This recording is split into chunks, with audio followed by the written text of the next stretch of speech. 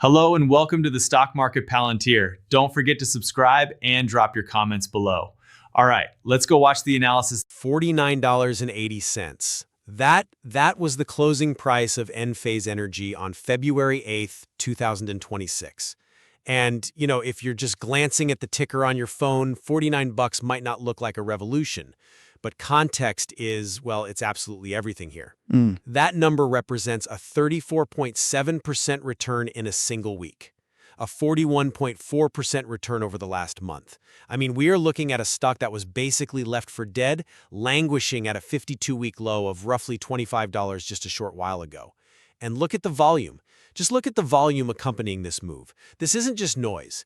It looks to me like a fundamental shift from survival mode to growth mode. It certainly looks like a shift, I'll give you that. But I would be very, very careful about labeling it growth. You're looking at the price action, which is sure, it's impressive on a chart. But I'm looking at the trapdoor underneath it. You have to ask what is fueling this.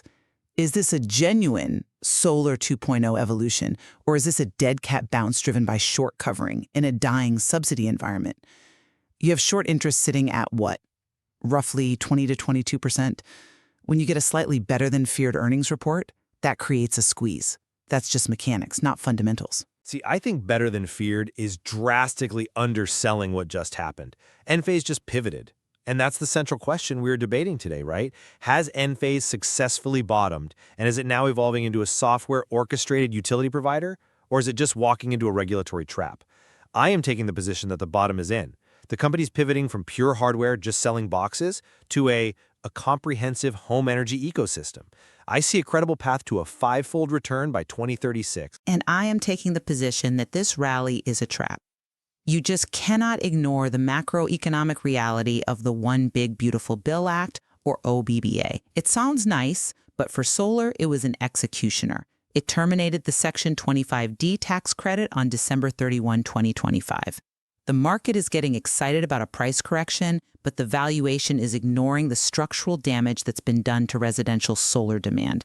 The subsidies that propped up this industry for a decade, they are gone. Okay, let's get into the specifics of why I think the market is finally priced in that cycle trough, regardless of the bill. We have the Q4 2025 earnings right in front of us. Revenue came in at $343.3 million. The consensus, the experts, were looking for $340.4 million. So, in an environment where everyone was predicting a total collapse of demand because of OB/GABA, they beat the number. But more importantly, look at the discipline.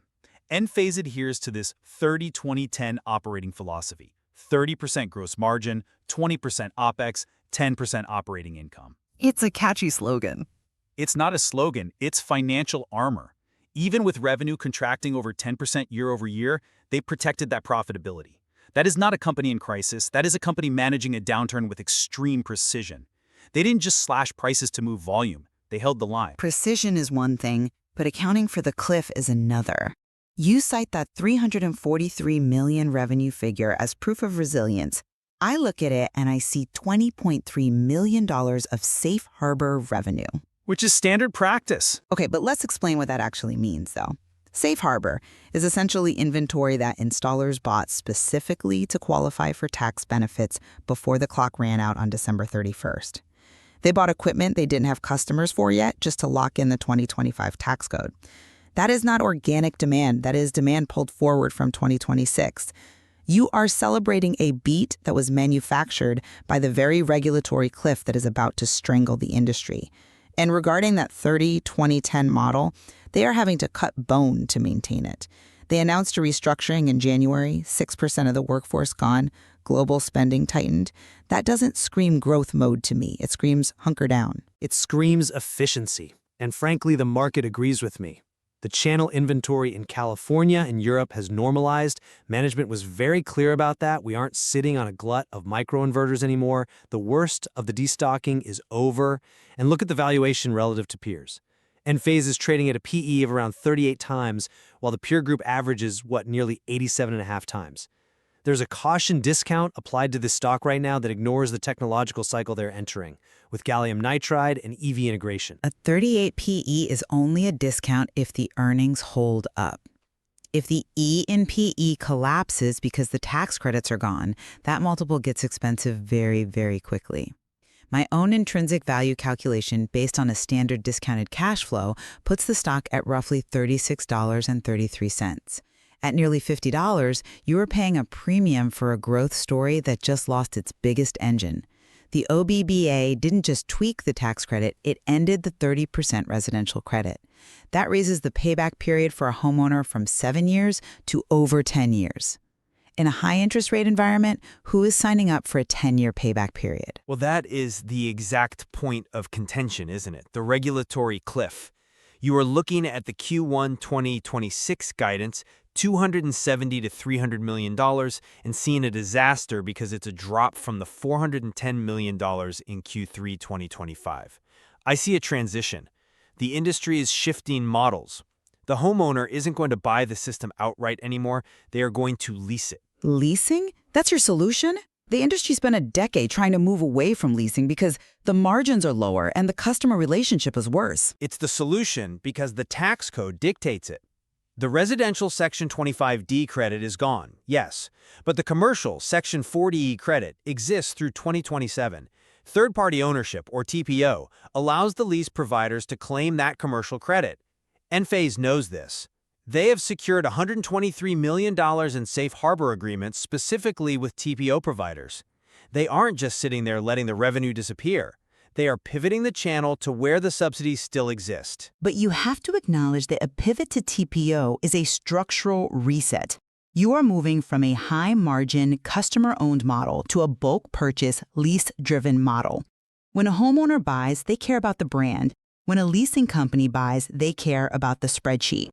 And even with those safe harbor agreements, you are essentially plugging a dam that has already burst. The demand trough for the first half of 2026 is going to be brutal. That Q1 guidance proves it. And while you talk about the pivot, I'm looking at the chart. The stock is still banging its head against the 200-day moving average at what, $37.46? Technically, we haven't broken out. We are just testing resistance in a bear market. I disagree on the technicals. The volume tells a different story, but let's stick to the fundamental argument about the pivot. It's not just about financial engineering with leases. It's about the product itself. You can't commoditize Enphase because of the ecosystem. Well, that brings us to the elephant in the room, Tesla. If we're moving to a leasing model where cost is king, Enphase loses. The Tesla Powerwall 3 is absolutely eating the market. By mid-2025, they hit 47% market share in storage quotes. Why? Because their integrated string inverter is cheaper. If I'm a leasing company and I need to put solar on a standard or rectangular roof, why am I paying a premium for Enphase microinverters? Tesla is good enough. Good enough is a dangerous strategy when you are dealing with 25-year assets. Let's break this down for anyone listening who might not know the hardware difference. Tesla uses a string inverter. Imagine a string of old Christmas lights. If one bulb goes out or gets shaded by a chimney, the whole string loses power. That's a single point of failure. If that box on the wall dies, the whole system generates zero. But it's significantly cheaper upfront. But consider the back-end cost. Tesla offers a 12.5-year warranty. Enphase offers 25 years. If you are a TPO provider, an asset owner, do you want to be rolling trucks to replace inverters in year 13? That kills your IRR.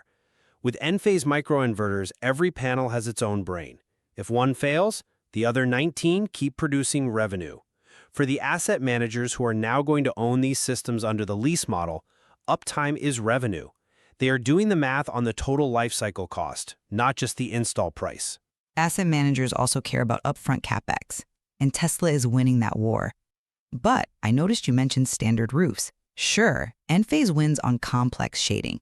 But how much of the market is that? It's a significant portion, but you are missing the new frontier.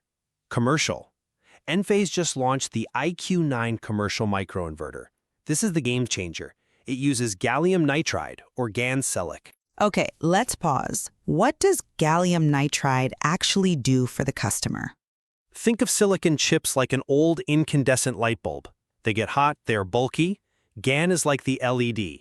It handles higher voltages much more efficiently, runs cooler, and allows the device to be much smaller. We are talking about 97.5% efficiency and 50% higher energy density.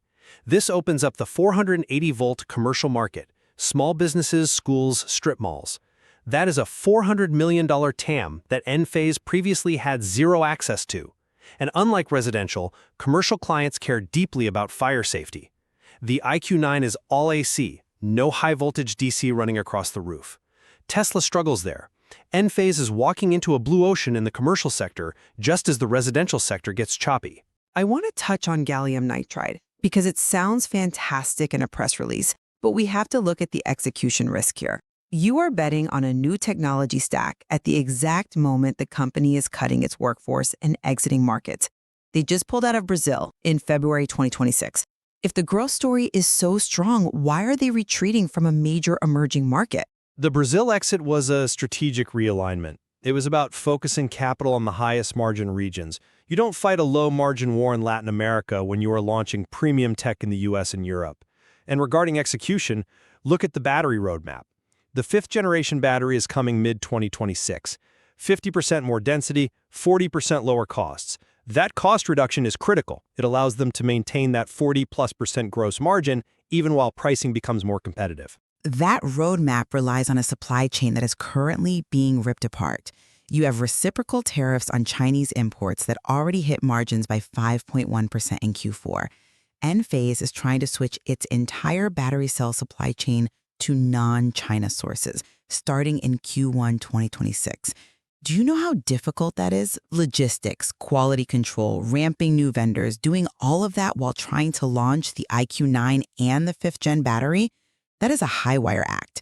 If they miss a step, that caution discount you mentioned turns into a failure to execute penalty. They are already navigating it. They expect the non-China supply chain to be fully ramped by Q2. And don't forget the upside of that move, the domestic content bonus. By manufacturing in Texas and South Carolina and sourcing non-China cells, they unlock the 45X production tax credits. That was a huge contributor to the Q3 non-GAAP margins hitting 49%. The tariffs are a speed bump, the domestic supply chain is the highway. We will see if they can drive on it without crashing, but let's zoom out. You pitched a 5-fold return by 2036. That is a massive claim. Let's do the math.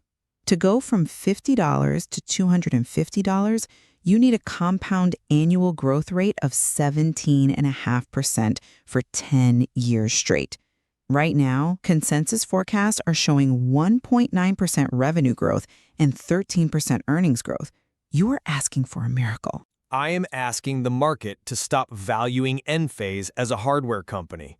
If you look at the consensus, you are looking at hardware sales.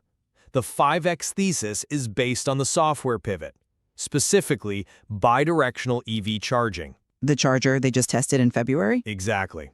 They validated the platform on February 2nd. Vehicle to home and vehicle to grid. Production starts Q4 2026. This isn't just a charger. It unifies solar, stationary storage, and the EV battery into one app. Think about the capacity. An EV battery is massive compared to a wall battery. If Enphase captures the software layer that manages that power flow, creating what we call virtual power plants, or VPPs, the revenue quality changes. It becomes recurring, high-margin software revenue. Let's explain VPPs quickly. A virtual power plant is basically taking thousands of home batteries and coordinating them to push power back to the grid exactly when demand peaks, acting like one giant power plant. Right, and Enphase is the conductor of that orchestra. If they get the job, that is the biggest word in finance, if they capture the VPP market. The VPP market is projected to be nearly $40 billion by 2035. Sure, but Tesla's there too, and the utilities are there. And the auto OEMs, Ford, GM, they want that data. Why does Enphase win? Because Enphase is the Switzerland of the grid. They are agnostic. They don't make the car, they make the pipe and the logic that controls the flow. They are already participating in VPPs today. If they capture just 20% of that software market, the multiple expands. You don't trade at 30x earnings anymore. You trade like a SaaS company. And they have the cash to get there. $1.51 billion in cash and marketable securities. That is a fortress balance sheet. They can survive the OBVB downturn, invest in the GaN transition, and outlast the competitors who are drowning in debt. Cash burns fast when revenue drops 10% and you are re-architecting your supply chain. I'm not saying they go bankrupt. I'm saying the growth is priced for perfection. You are betting on a perfect VPP execution, a perfect GAN launch, and a perfect navigation of the tariff war. I'm betting on the trend. The grid is unstable. AI data centers are sucking up power. Demand is up 34% over the next decade. Retail electricity rates are going up. That creates the floor for solar demand, subsidy or no subsidy. People need reliable power. Enphase sells reliability. Rates are going up, but so is the cost of capital. Let's wrap this up because we are looking at two very different futures here. Agreed. My final take is this. Enphase is a high-quality company. I won't deny that. But the price of nearly $50 reflects a level of optimism that ignores the regulatory chasm we are standing right in front of. The OEBD-BA didn't just change the rules, it changed the economics of the entire industry. I think the safe harbor revenue in Q4 masked the real decline. And when we see the clean numbers in Q2 2026, that demand trough is going to be deeper than people think. Plus, Tesla is not going away. Their technical displacement of Enphase in the standard residential market is a growing threat that the premium valuation doesn't account for. And my conclusion is that the market is forward-looking. It is correctly pricing in the Solar 2.0 transition. The subsidies are noise in the long run. The signal is the technological superiority of the IQ9 and gallium nitride platform and the stickiness of the software ecosystem. We are seeing the bottom. The volatility right now is the entry point for a decade-long compounding story driven by grid instability and the massive energy demand from data centers. Enphase isn't just selling boxes anymore. They're selling energy independence. Well, for both our sakes, I hope the grid holds up. The metric to watch is the volume production of that bidirectional charger in late 2026. That's the key. That and whether the lease pivot actually works. Indeed. That's where we leave it for today.